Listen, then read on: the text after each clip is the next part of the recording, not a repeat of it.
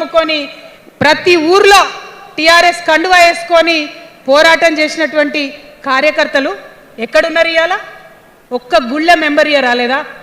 ఒక్క గుడి chairman year రాలేదా? తెలంగాణను వ్యతిరేకించి ఉద్యమాన్ని తొక్కిపట్టి మన మీద లాఠీలు పెట్టి కొట్టినటువంటి వాళ్ళకి తీసుకొచ్చి ఎమ్మెల్యే సీట్లు ఇచ్చి వాళ్ళ అనుచరులు వచ్చి మిడతల దండలాగా మన కార్యకర్తల మీద పడితే తల్లి కోడి కాపాడుకున్నట్టు పిల్లల్ని కాపాడుకోవాల్సిన మన కేసీఆర్ ఏడబోయింది. వచ్చిందా ఎవరికన్నా పదవులు?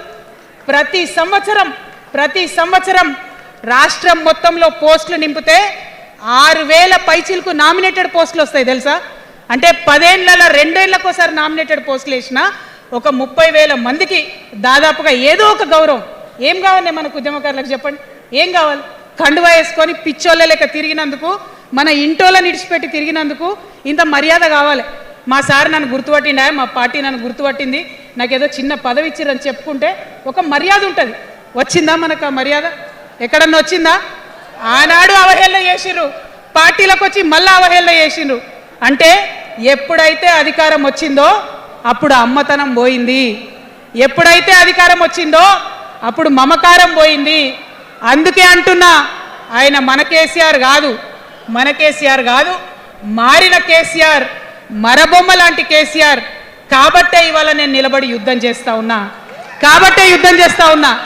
ఈ గడ్డకు ఈ తెలంగాణ రాష్ట్రానికి ప్రాణాలు అడ్డం పెట్టుకొని మన ప్రజలను కాపాడాల్సినటువంటి వ్యక్తులు కావాలి, అటువంటి సైన్యం కావాలి.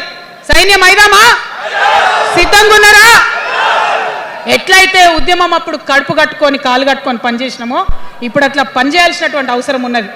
ఇవాళ ఒక్క పాలమూరు రంగారెడ్డి కాదు, కాళేశ్వరంలో జరిగినటువంటి అవినీతి. ఒక మాట ఆలోచించాలి. మన కేసీఆర్ అయితే ఏమన్నాడు అప్పుడు ఉద్యమంలో?